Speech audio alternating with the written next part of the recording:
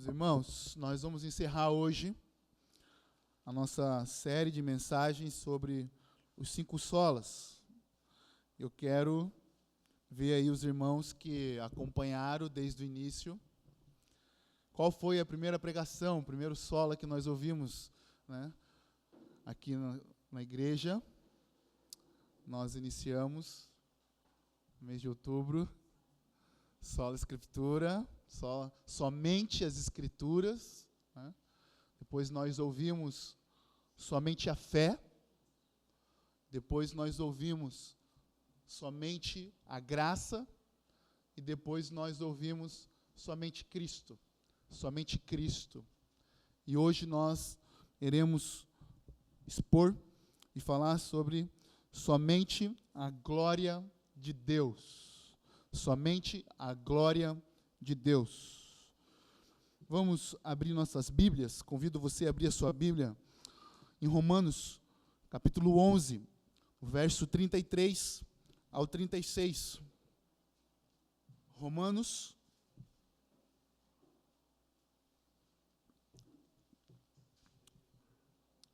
11, capítulo 11, o versículo 33 ao 36.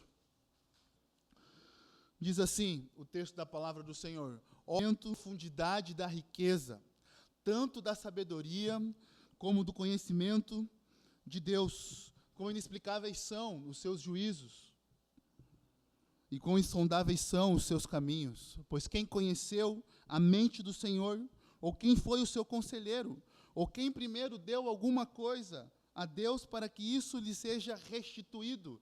Porque dele, por meio dele e para ele são todas as coisas. A ele seja a glória para sempre. Amém. Vamos a Deus em oração. Senhor, nós estamos aqui diante do Senhor, Pai. Nós cantamos a Ti, Pai, louvamos o Teu nome, porque sabemos, ó Pai, que nós necessitamos do Senhor, Deus. Senhor, nós sabemos que sem o Senhor, nós não viveremos, ó Pai. Nós precisamos, ó Deus, que com o Teu Espírito Santo, o Senhor abra o nosso entendimento, por meio da sua palavra, Senhor. Nós precisamos, ó Deus, que o seu Espírito Santo ilumine o nosso coração e a nossa mente, ó Deus, para que possamos enxergar Cristo Jesus e termos uma visão exaltada do Senhor Jesus. Pai, nós precisamos, ó Deus, que o Senhor derrame sobre nós porção dobrada do teu Espírito Santo. Pai, nós precisamos, ó Pai querido, ter uma visão da Tua glória por meio da fé, Senhor Deus. Nós necessitamos, ó Deus, que o Senhor, ó Deus, continue a ministrar nos nossos corações, ó Deus. Pai, nós queremos, ó Deus, nós Te pedimos, Senhor Deus, se revela a nós nessa noite. Nós somos pecadores e nós necessitamos do Senhor. Ó Deus, homem nenhum tem poder, ó Pai, para transformar corações, ó Deus. Palavras humanas, nenhuma tem poder, ó Deus, para mudar a mente. Palavra nenhuma, ó Deus, tem poder, ó Deus, de trazer alegria verdadeira, Senhor Deus. Mas a sua palavra, Pai, ela tem poder para mudar a mente, o coração e trazer alegria, Pai. E a sua glória, Senhor Deus, é que tem poder de nos dar satisfação no Senhor, Pai. Em nome de Jesus, amém. Interessante, meus irmãos, estudando esse texto, estudando sobre a glória de Deus, durante essa semana, a gente se encontra, quando a gente para pensar na grandeza de Deus.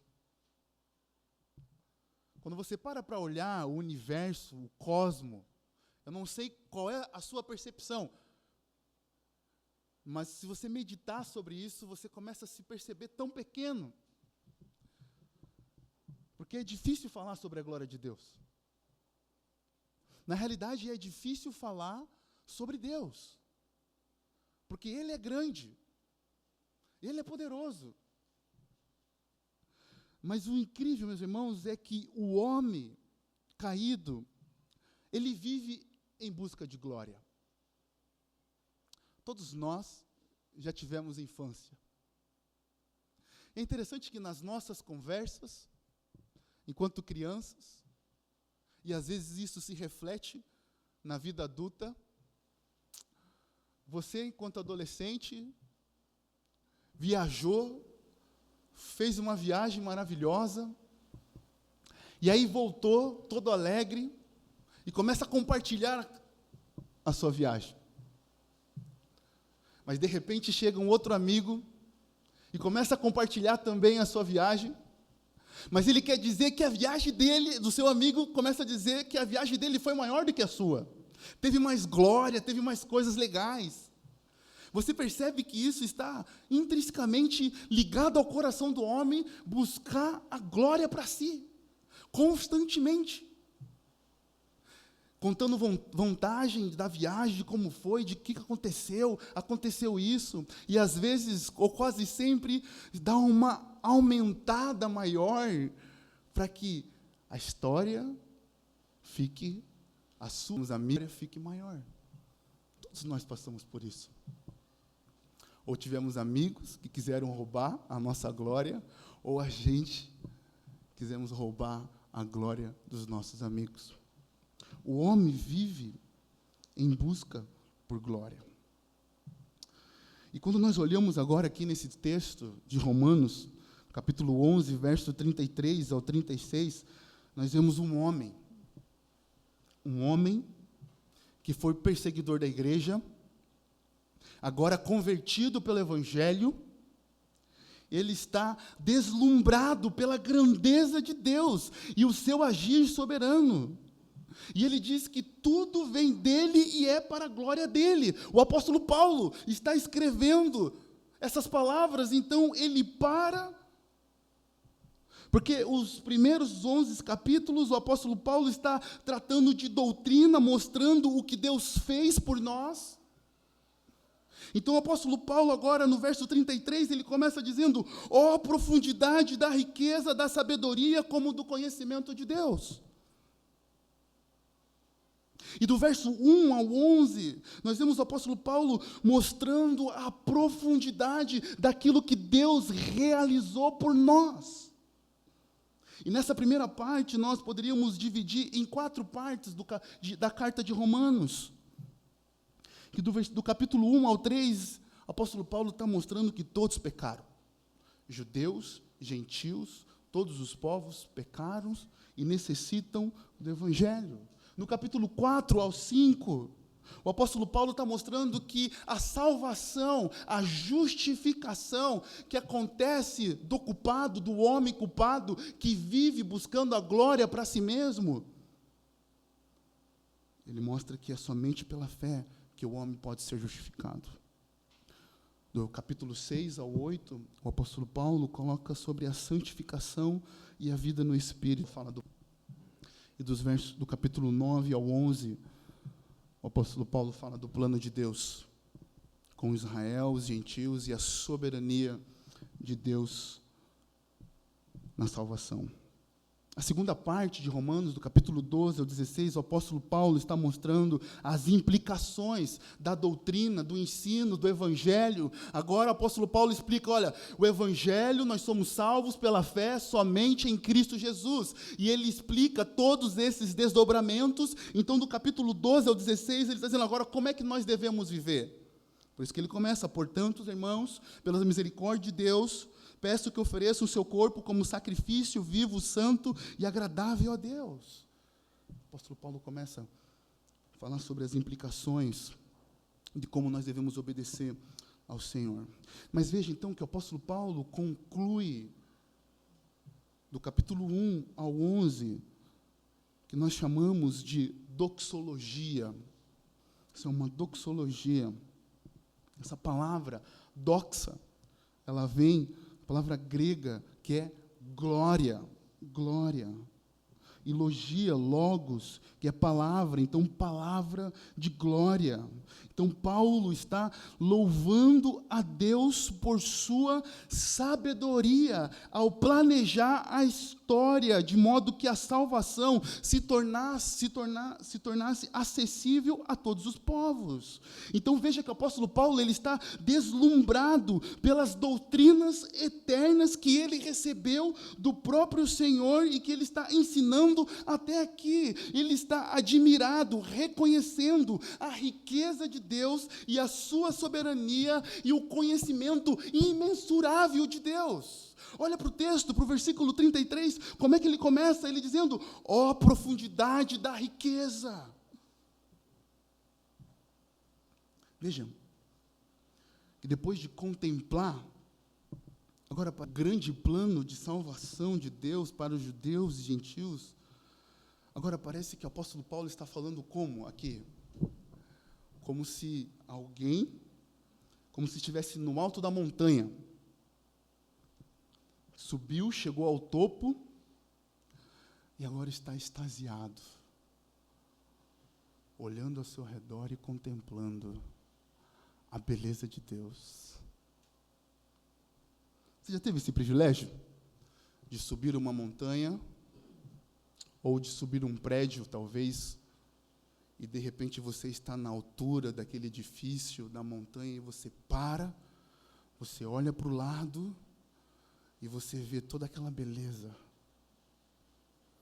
E você fica extasiado, parado, olhando, contemplando cada detalhe daquela beleza. Paulo está assim aqui.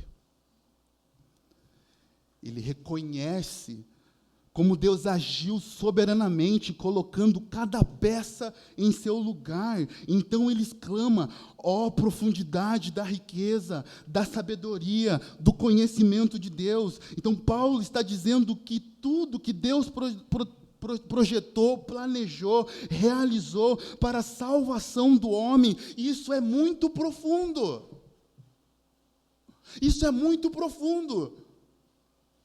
Porque do capítulo 1 ao 11, o apóstolo Paulo está falando sobre o plano de Deus para salvar o homem, o plano de Deus para tirar o homem do pecado. Como ele mesmo diz no capítulo 3, porque todos pecaram e todos carecem da glória de Deus, porque todos pecaram e todos estão afastados da glória de Deus. Então o apóstolo Paulo agora, depois de explicar o evangelho, depois de mostrar a profundidade do evangelho, o apóstolo Paulo está parado, extasiado, contemplando e dizendo e adorando, ó profundidade, ó riqueza de conhecimento, de sabedoria. Por isso, meus irmãos, eu não me canso de falar que se o evangelho para você se tornou normal, certamente você não conhece a profundidade do evangelho. Se o evangelho não cativa você, todos os dias, em arrancar, não somente suspiro, mas elevar a sua alma e dizer, ó profundidade de riqueza, da sabedoria. O evangelho não pode se tornar normal para nós. Não, porque quando o evangelho se torna normal para nós, é porque o pecado está vencendo na nossa vida. Então o apóstolo Paulo está engrandecendo, ele reconhece a profundidade, a riqueza de Deus, a sabedoria do Senhor e o conhecimento de Deus, mostrando que tudo que Deus planejou, realizou para a salvação do homem, isso é muito profundo. E veja, ele continua dizendo, no verso 33, dizendo que quão inexplicáveis são os seus juízos, quão insondáveis são os seus caminhos. Os juízos de Deus aqui são todas as decisões, escolhas de Deus. Os caminhos aqui também são os modos de Deus agir, os meios pelos quais Deus escolheu realizar o seu plano redentor. Então, Paulo está dizendo que a mente humana não pode compreender plenamente o agir de Deus, o agir do Senhor. Paulo está ensinando que o ser humano, na sua finitude, não tem a capacidade de compreender a Deus e a sua vontade em sua totalidade. Percebe, meus irmãos, que Paulo não está dizendo que o homem não é capaz de compreender a palavra de Deus e a sua vontade revelada nas Escrituras. O que Paulo está afirmando aqui é que há coisas na Bíblia que permanecem como mistérios, ou que até possuem certa compreensão, que o ser humano vai tateando aos poucos. As Escrituras nos oferecem algumas conclusões, porém chega um momento que a mente humana encontra os seus limites. Encontra os seus limites. Um exemplo desses mistérios é o problema do mal. O problema do mal é um mistério. Você já perguntou por que o mal existe? Deus não criou o mal. O mal surgiu a partir da ação de Satanás. Nós sabemos que o mal existe por permissão de Deus, e não por sua criação direta. Nós não podemos atribuir a Deus o que Deus criou, o mal. Não. Porque em Deus não existe pecado, não existe treva nenhuma. Então isso nos mostra que há aspectos do plano divino que não compreendemos plenamente, mas que fazem parte de um propósito maior, conhecido apenas por Deus. Existem perguntas dentro das Escrituras que nós não vamos conseguir desvendar e entender. E, meus irmãos, e está tudo bem. Porque existem mistérios na palavra do Senhor que nós não vamos conseguir compreender em sua totalidade. E o apóstolo Paulo está dizendo assim, que o conhecimento de Deus, quão inexplicáveis são os seus juízos, as suas decisões, os seus caminhos.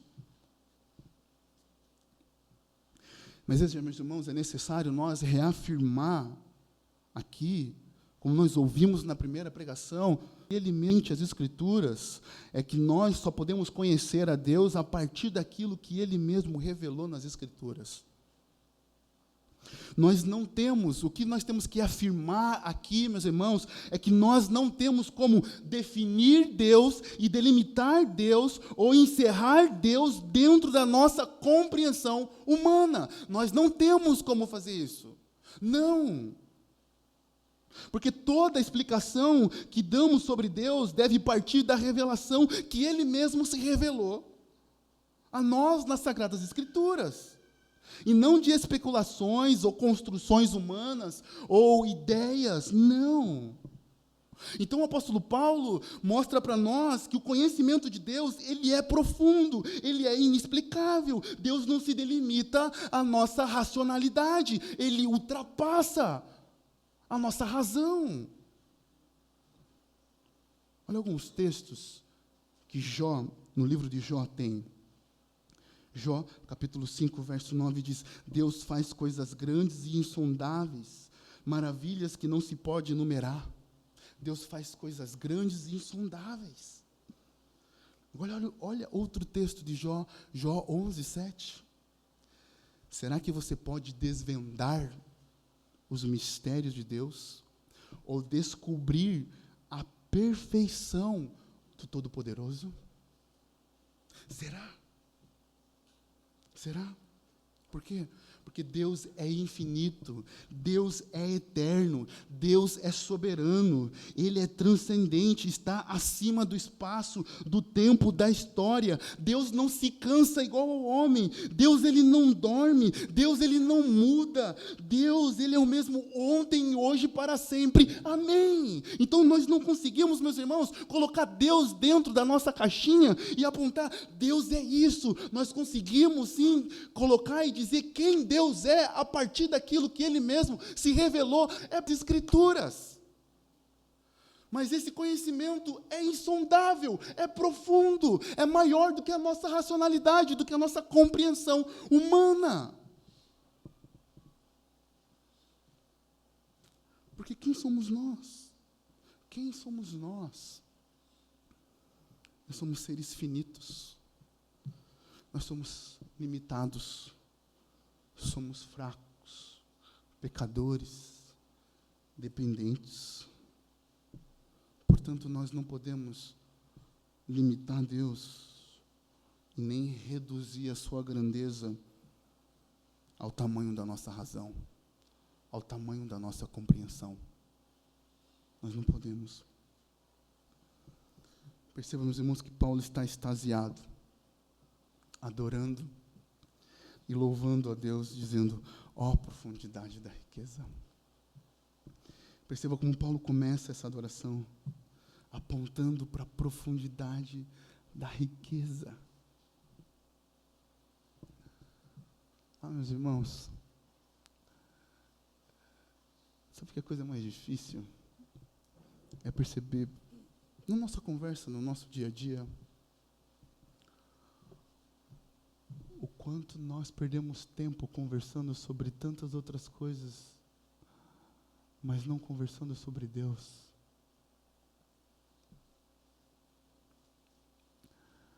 Deus deve ser o centro das nossas conversas, porque o conhecimento dele é profundo. Eu queria, nesse primeiro ponto, trazer algumas aplicações. O primeiro ponto é: quanto mais crescemos no conhecimento de Deus, mais nós devemos ter uma vida de adoração. Quanto mais nós crescemos no conhecimento de Deus, nós devemos crescer na nossa vida de adoração a Deus. O conhecimento de Deus, meus irmãos, não é para nós ficarmos aqui, como eu disse semana passada, com arrogância, falando: olha, eu tive essa experiência, olha, eu conheço esse texto das Escrituras. Não, quanto mais nós conhecemos a Deus, mais nós nos prostramos diante de Deus, dizendo: ó profundidade da riqueza, ó como são inexplicáveis os seus juízos, ó como são insondáveis os seus caminhos. Quanto mais você cresce na palavra de Deus, mais você deve crescer na adoração ao Senhor.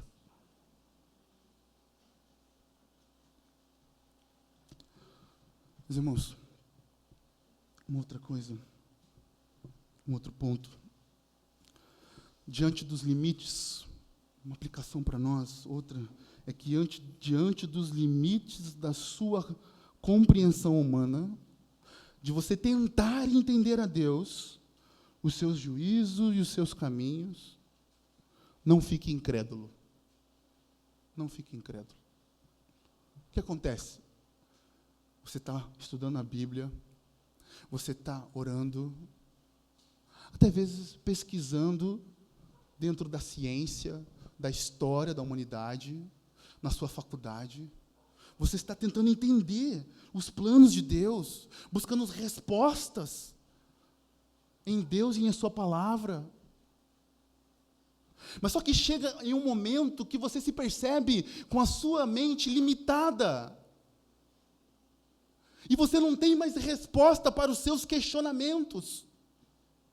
O ponto aqui é que você não deve ficar incrédulo. Não deixe que a incredulidade tome o seu coração. Não, mas diante dos limites da sua compreensão humana, comece a louvar o Senhor por sua grandeza e reconheça a sua pequenez. Diante do seu coração, a fragilidade da sua mente, não deixe que a incredulidade entre no seu coração. Mas comece a louvar a Deus pela grandeza de Deus, pelo tamanho do Senhor. Reconheça a sua pequenez, porque o Senhor é grande. Os versos 34 a 35, o apóstolo Paulo diz: pois quem conheceu a mente do Senhor, quem foi o seu conselheiro, ou quem primeiro deu alguma coisa a Deus, para que isso lhe seja restituído? Veja que o apóstolo Paulo está fundamentando a sua doxologia, mostrando a grandeza de Deus, que se refere à soberania de Deus na criação e sobre todas as criaturas, citando dois textos do Antigo Testamento, E ele está fazendo 3 perguntas retóricas aqui. A primeira pergunta que o apóstolo está fazendo aqui é no verso 34, que diz: pois quem conheceu a mente do Senhor? A resposta é clara: ninguém conheceu a mente do Senhor, a não ser aquilo que o Senhor se permitiu deixar-se conhecer e se revelou nas Escrituras. A segunda pergunta, e essas perguntas aqui, parece ser um pouco, às vezes, irônica, porque o apóstolo Paulo pergunta: quem conheceu a mente do Senhor, ou quem foi o seu conselheiro? E a resposta para essa pergunta é: ninguém.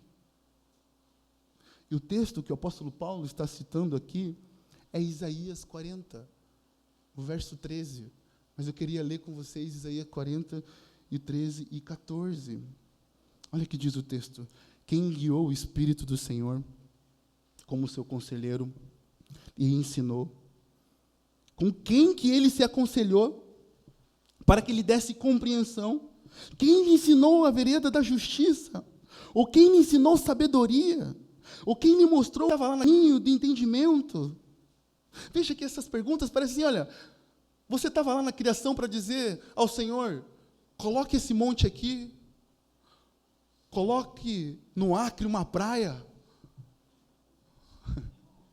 Seria bom. Mas Deus, em sua sabedoria, resolveu colocar cada coisa em seu lugar. E veja, meus irmãos, sabe que essas perguntas nos mostram que Deus é grande e soberano, Ele age independente do homem, quer o homem goste ou não.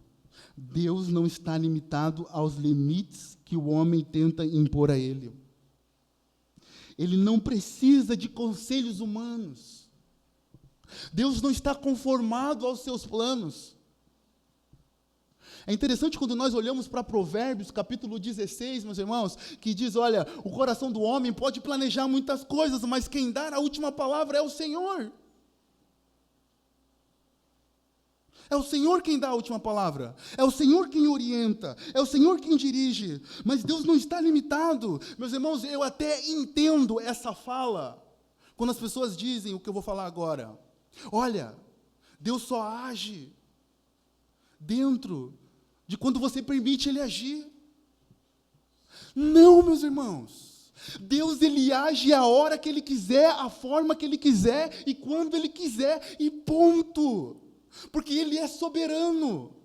Porque Ele age independente do homem querer ou não. Você não queria estar aqui. Você não queria Jesus. Eu não queria Jesus. Eu jogava pedra na igreja. E o Senhor então rompeu com o Evangelho. A pregação do Evangelho rompeu com o meu coração. Se é no Senhor agindo no seu coração, você está contra Deus. Você se rebela contra Deus.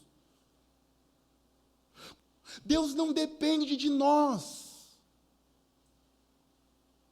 Quando o homem pecou, Deus poderia colocar tudo em chama e falar: tchau, eu não quero vocês. Mas Ele agiu soberanamente e graciosamente, independente do homem. Independente do homem. A última pergunta, que é a terceira,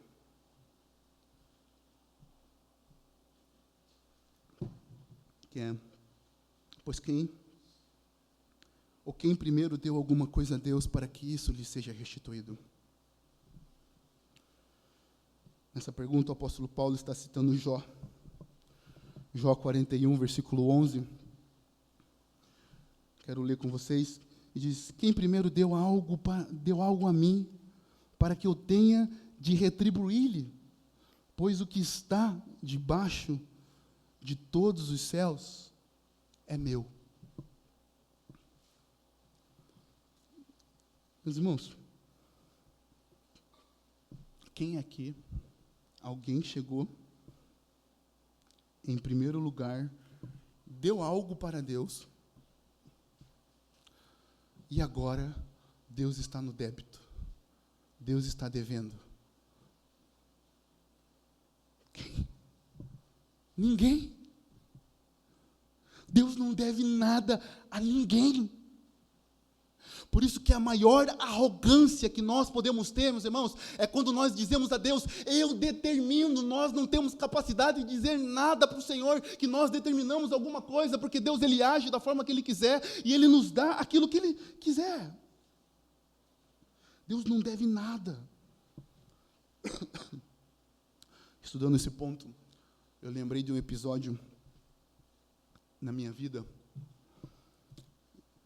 no início da minha fé,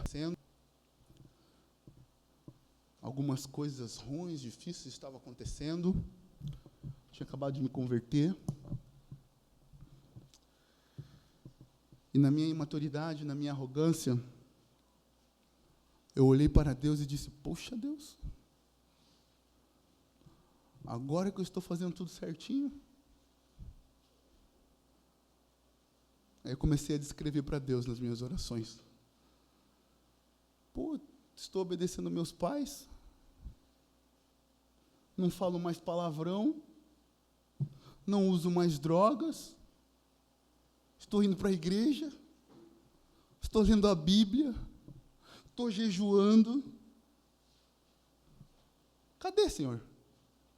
Cadê? Cadê? Só problema, só dificuldade. O que eu estava dizendo para Deus? Eu estou cumprindo tudo certinho. Agora me dê o que eu quero. Agora o Senhor vem e me dá aquilo que eu quero. Veja, meus irmãos, Deus não está em dívida com ninguém. Ele não deve ao homem nada. Ele não deve ao homem nada, meus irmãos. Ele não deve a você uma casa. Ele não deve a você um carro. Ele não deve a você um casamento. Ele não deve a você nem filhos. Ele não deve a você nem o ar que você está respirando. Ele deve a você nada. E Deus falou isso para mim. Cara, o que eu devo para você? O que eu estou fazendo na sua vida é misericórdia. Você já era para estar morto. A vida que tu levava aí, ó. Então, nada. Quem é que deu alguma coisa para o Senhor, para que o Senhor venha retribuir? Nada. Nós não demos nada para o Senhor. Nada. Mas sabe, meus irmãos, da majestade, do poder soberano de Deus, você deve se perguntar como fez o salmista, o Salmo 8, do verso 4, que diz assim, quem é o homem para que dele te lembre? E o filho do homem para que o visite?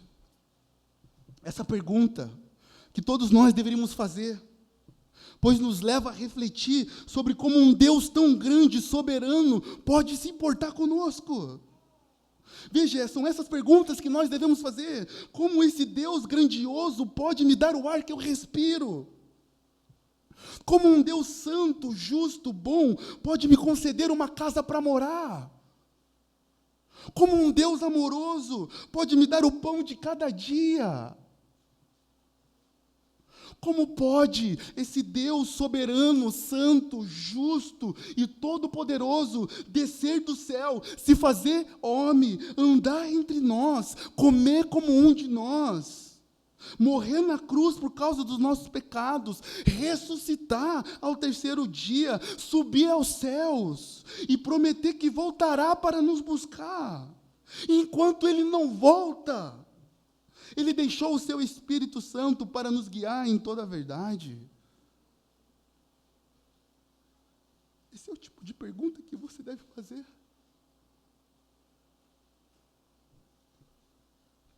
Porque você vai reconhecer quantas bênçãos você tem recebido do Senhor. E tudo que Ele dá, e tudo que Ele lhe dá, é por sua graça. É por sua graça. E não por obrigação. E não porque nós estamos aqui coagindo a Deus e falando, me dá o que eu quero, senão eu não jejuo, senão eu não vou para a igreja, senão eu não faço isso. Não, Deus não precisa disso. É você que precisa disso. Cristo, é você que precisa da igreja. É você que precisa da palavra. É você que precisa de Cristo. É você que precisa dar o dízimo. É você, não é Ele. É graça da glória soberana do Senhor.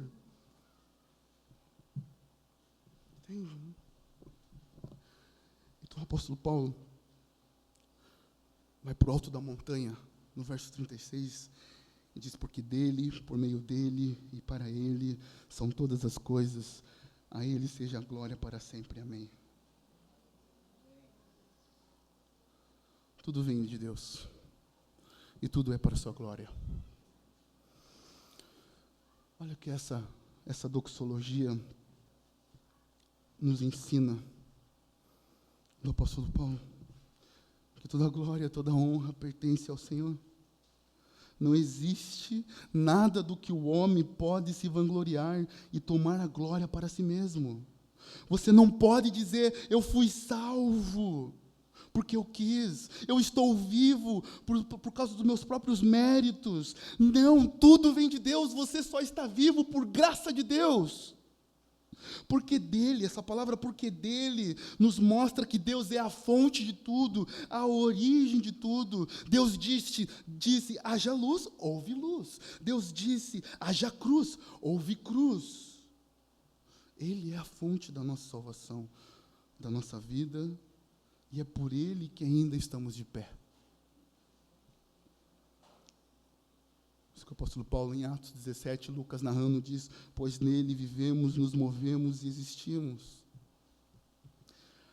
É Deus que sustenta todas as coisas, e é por meio dele que nos movemos, e é para ele são todas as coisas.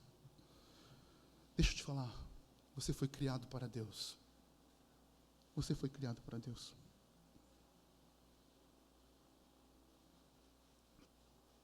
Mas por causa do pecado, você trocou a glória de Deus. O apóstolo Paulo começa a sua carta dizendo isso. Romanos capítulo 1, verso 23. E trocaram a glória do Deus incorruptível por imagens semelhantes ao ser humano corruptível, às aves, aos quadrúpedes, aos répteis. Você trocou a glória de Deus por coisas efêmeras, passageiras, pelo prestígio dos homens. Mas a graça de Deus é essa. É que hoje você pode ser reconciliado com Deus, você pode ter os seus pecados perdoados e buscar a glória de Deus por meio do sacrifício de Cristo Jesus. Você trocou a glória de Deus por coisas passageiras. Mas por causa de Cristo, hoje você pode ser reconciliado com Deus e passar a buscar a glória do Senhor. A segunda parte, no verso 36, o apóstolo Paulo está dizendo a ele, seja a glória para sempre, amém. Meus irmãos, nós passaremos a eternidade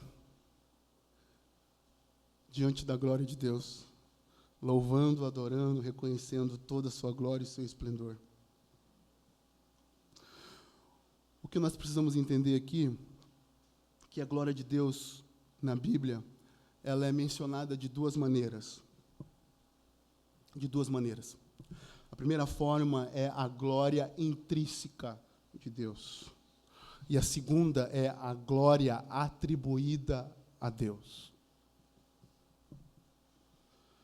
A glória intrínseca de Deus é a soma de todos os seus atributos. A essa glória não pode ser diminuída e nem aumentada por nós. Você não pode aumentar e nem diminuir a glória de Deus. Ele é um ser glorioso, majestoso, maravilhoso. Nós não podemos diminuir. Nós não podemos pegar a glória de Deus e tentar esconder. Não. E tentar diminuir ou tentar aumentar. Não. O que nós temos aqui é a glória atribuída a Deus, que é o louvor que devemos dar somente a Ele. Por isso que o salmista, no Salmo 29, diz: deem ao Senhor a glória devida ao seu nome, adore ao Senhor na beleza da sua santidade. Então veja, nós somos chamados agora, enquanto a nossa vida, é dar glória a Deus, é atribuir a glória de Deus. O Salmo 115, verso 1 diz: não a nós, Senhor, não a nós, mas ao teu nome dá glória, por amor da tua misericórdia e da tua fidelidade. Deus tem a sua glória intrínseca, que é a soma de todos os seus atributos. E Deus nos chama a dar a Ele, atribuir a Ele o louvor que nós devemos dar todos os dias, todos os momentos. Dar a glória devida ao seu nome. Quero terminar com algumas aplicações.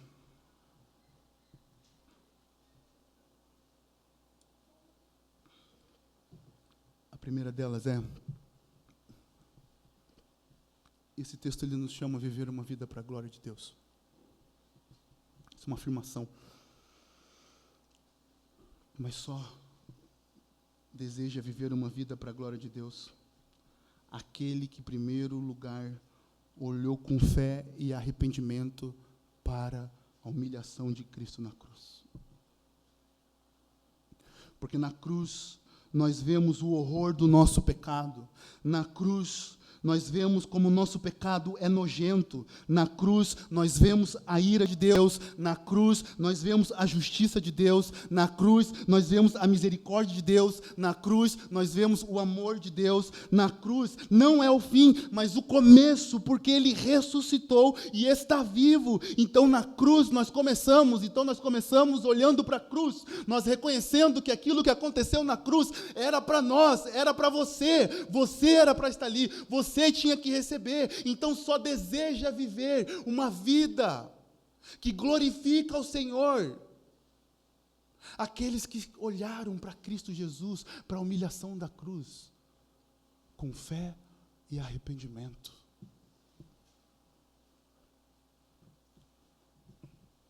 Um outro ponto: se você não ama adorar a Deus, louvar e glorificá-lo com outras pessoas na igreja local, o céu não é o lugar para onde você está indo. Se você não ama adorar a Deus, louvar e glorificar o Senhor junto com outras pessoas na igreja local, certamente o céu não é o lugar para onde você está indo. Pois lá todos os povos, línguas e nações estarão juntos diante do Cordeiro, adorando o Senhor por toda a eternidade. Lá não terá silêncio, no céu nós não vamos ter silêncio, nós vamos ter adoração, louvor. Está lá em Apocalipse dizendo: digno é o Cordeiro, digno de honra, de glória e louvor. E a Bíblia diz, quando Isaías tem a visão de Deus lá do alto sublime trono, diz que os santos, que os anjos diziam: santo, santo, santo é o Senhor dos exércitos. Esse será o nosso linguajar, esse será a nossa vida. Nós estaremos diante do Cordeiro, do Rei dos Reis, adorando, louvando, bendizendo. Então, se você não ama a igreja local, reúne dominicalmente para adorar o Senhor, você não ama a eternidade. O culto público dominical não é apenas uma reunião semanal. Não. É um prelúdio da eternidade, um vislumbre do que viveremos para sempre diante do trono de Deus. Ame o culto público. Se prepare para esse momento glorioso. Você está diante de Deus com seus irmãos. Amém. Um outro ensino que nós temos aqui do apóstolo Paulo é que essa doxologia mostra para nós que os louvores que nós devemos cantar no culto público, eles devem ser teocêntricos e cristocêntricos. Deus deve ser o centro dos nossos louvores. Cristo deve ser o centro da nossa adoração. Nós não estamos aqui para cantar os nossos sonhos têm que se cumprir, as nossas vontades, não, nós estamos aqui para cantar a majestade de Deus, o sacrifício de Jesus Cristo, o amor de Cristo, sua santidade, sua soberania, como nós cantamos, Deus supremo és. Então essa doxologia nos mostra que o Senhor precisa ser o centro da nossa reunião. Que quando você sai da sua casa, você deve sair: hoje eu vou cantar para Jesus, vou me encontrar com meu Senhor. Eu vou encontrar com meus irmãos, nós todos juntos vamos estar louvando diante do Cordeiro. Entende? Meus irmãos, um outro ponto que essa passagem nos ensina é que você deve viver uma vida que glorifique a Deus em cada detalhe da sua vida. Em cada detalhe. Olha como o apóstolo Paulo é profundo em 1 Coríntios capítulo 10, verso 31.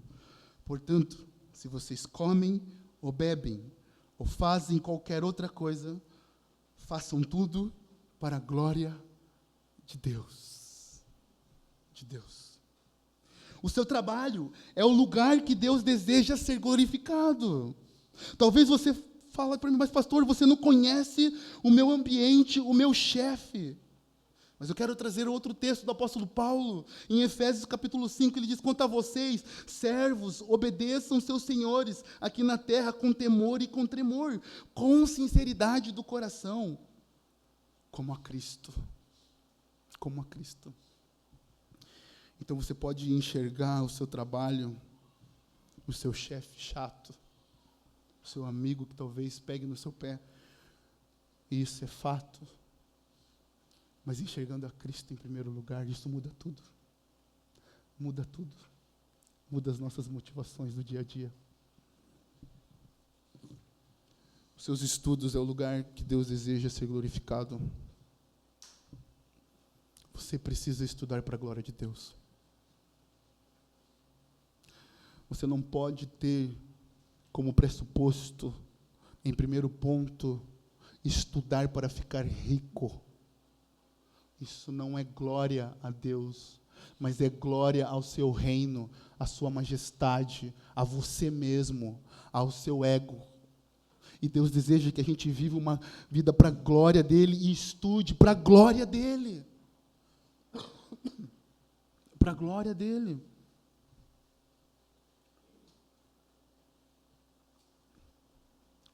Deus deseja ser glorificado na forma como você come. Sim, meus irmãos, gula é pecado, e pouco se fala na igreja, mas é um dos pecados que mais a igreja peca, e faz rindo, e faz à vontade. Gula é pecado, e Deus deseja ser glorificado na forma como você come, como você se alimenta. Deus deseja ser glorificado na forma como você usa o seu dinheiro. O seu dinheiro é de Deus, não é seu.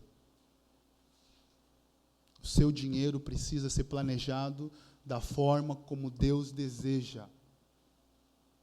Deus deseja ser glorificado. E eu sei que falar sobre isso não é fácil.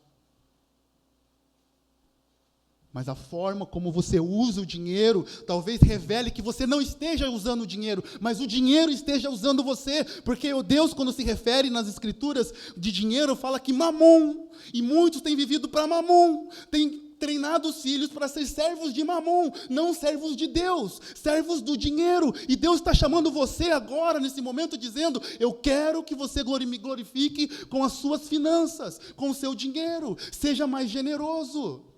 Oferte na igreja local. Oferte no campo missionário. Abençoe as pessoas. Separe aquilo que é de Deus. Deus quer a glória toda para Ele. Entende?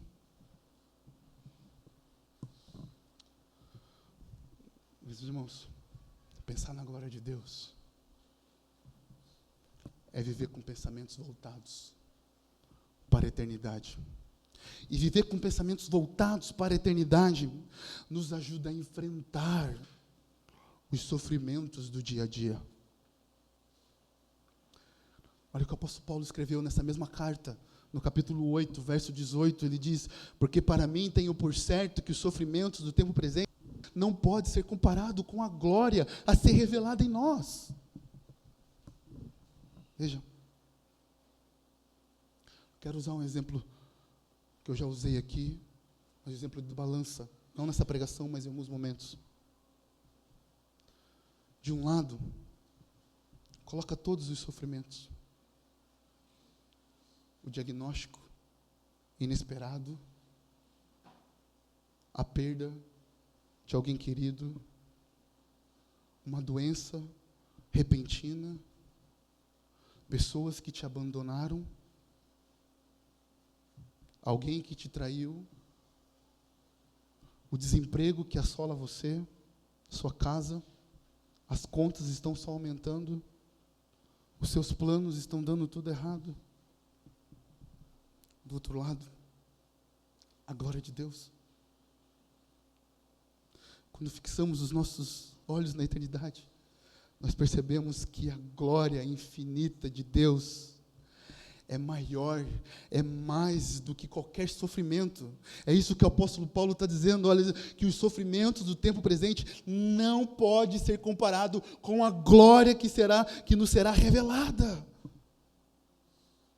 Nada pode ser comparado com o sofrimento que você já passou, ou que talvez você esteja passando agora. É muito maior. Então, meus irmãos, pensar na glória de Deus nos faz viver nessa vida, irmos adiante e enfrentarmos os nossos sofrimentos com mais esperança, olhando para a eternidade. Por isso, meus irmãos, somente a glória a Deus. Somente a glória do Senhor. Por isso que, quando nós olhamos somente as Escrituras, um pilar. Somente a fé, outro pilar. Somente a graça, outro pilar. Somente a Cristo, outro pilar. E tudo isso apontando somente a glória para o Senhor Jesus. E a Ele que nós devemos dar a glória e atribuir. Amém. Vamos orar ao Senhor.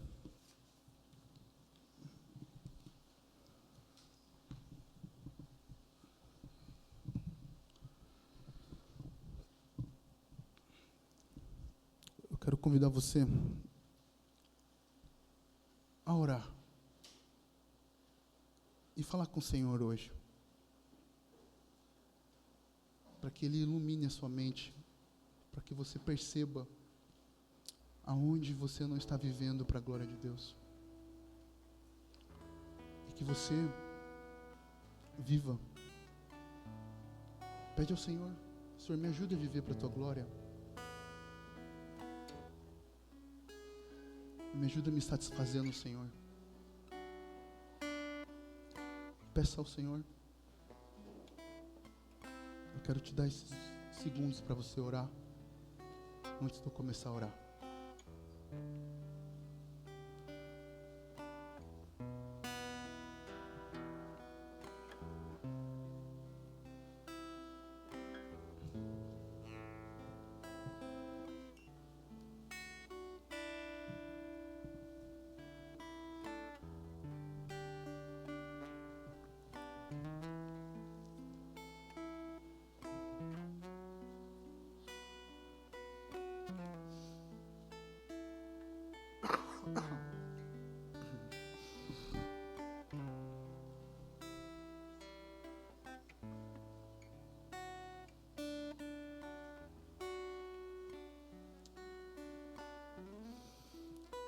Ó, a profundidade da riqueza, tanto da sabedoria como do conhecimento de Deus. Ó Senhor Deus, nós estamos aqui diante do Senhor.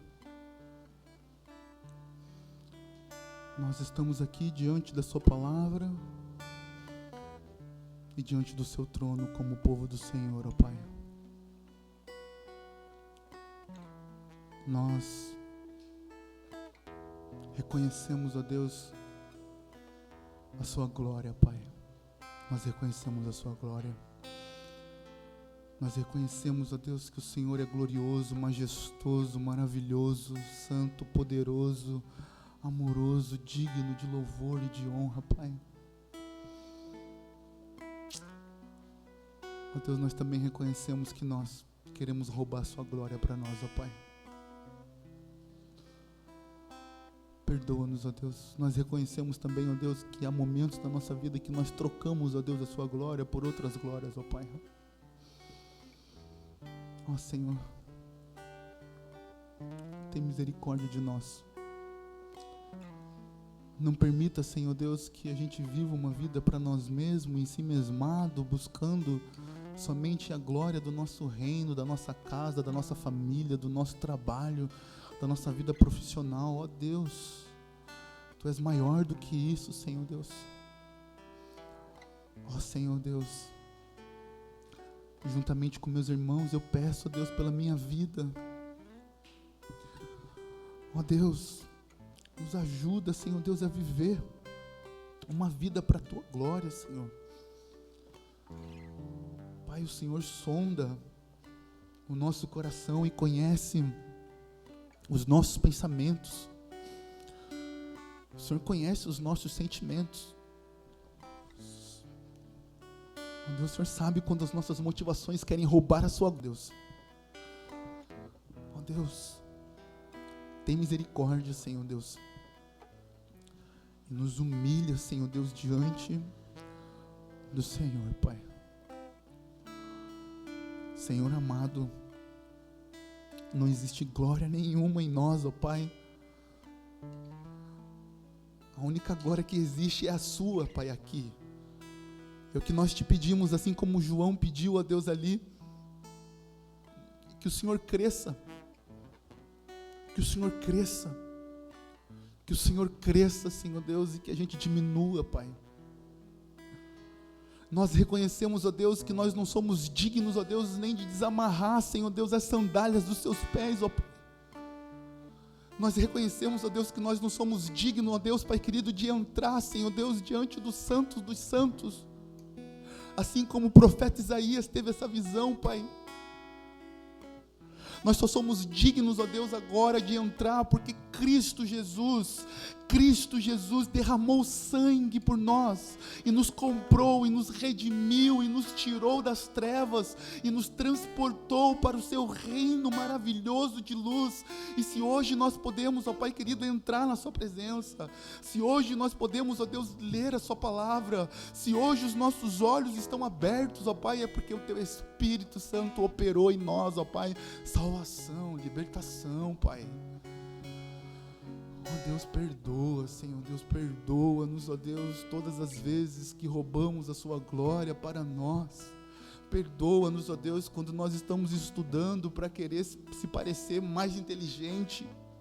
Perdoa-nos, ó Deus, quando nós queremos aumentar o nosso salário, ó Deus, só para dizer que temos mais dinheiro e comprarmos mais carro, comprarmos mais sapatos, ó Deus. Perdoa-nos, ó Deus, perdoa, Senhor Deus, quando nós estamos enriquecendo, Senhor Deus, de forma financeira, mas estamos vivendo uma vida pobre, Senhor Deus, espiritualmente, Senhor Deus, perdoa-nos. Pai, em nome de Jesus, eu peço ao Senhor que o Senhor nos ajude, ó Deus, e derrame sobre nós, ó Deus, um desejo, Senhor Deus, de adorar ao Senhor na beleza da sua santidade, Senhor Deus, e de trazer glória ao teu nome. Molda os nossos pensamentos, Senhor. Pai, tem pessoas aqui que ainda não crê no Senhor, não se arrependeu verdadeiramente, ó Deus, porque está ó Deus, apegado a uma glória pequena desse mundo, trocou a sua glória e continua trocando, e tem ouvido a palavra, ó Deus, em nome de Jesus, liberta, Senhor Deus, rompe, ó Deus, com o ouvido surdo, Senhor Deus, com o coração empedrado, Senhor Deus. Ó Deus, e tem muitos de nós, Pai querido, que já cremos no Senhor, mas que muitas vezes nós estamos dando lugar à carne, Senhor Deus, dando lugar ao ego, Senhor Deus. Ó Deus, nos coloca no lugar certo, nos mostra, Senhor Deus, que nós somos amados, em Cristo Jesus nós somos amados. E nós não somos amados porque fazemos coisas para o Senhor, Pai. Nós somos amados porque o Senhor fez por nós na cruz, ó Pai. E o seu amor é tão grande que transbordou a nós, ó Pai. Ó Deus, aviva a tua igreja aqui, Senhor Deus. Derrama um avivamento na gente, ó Deus. Tira todos os nossos desprendimentos, ó Deus, que nos impede de crescer, Pai, na busca pelo Senhor. Senhor, nós somos pó. E nós não podemos ver a tua glória plenamente. Mas nos dá o privilégio, Senhor, de contemplar a cama sobre nós, ó Deus, tá? Pela fé. Derrama sobre nós, ó Deus, um renovo espiritual do qual nós não experimentamos, Senhor Deus. Renova a nossa mente, Senhor Deus. Renova o nosso coração na sua palavra, Senhor. Em nome de Jesus é que eu te peço, Pai. Em nome de Jesus. Amém.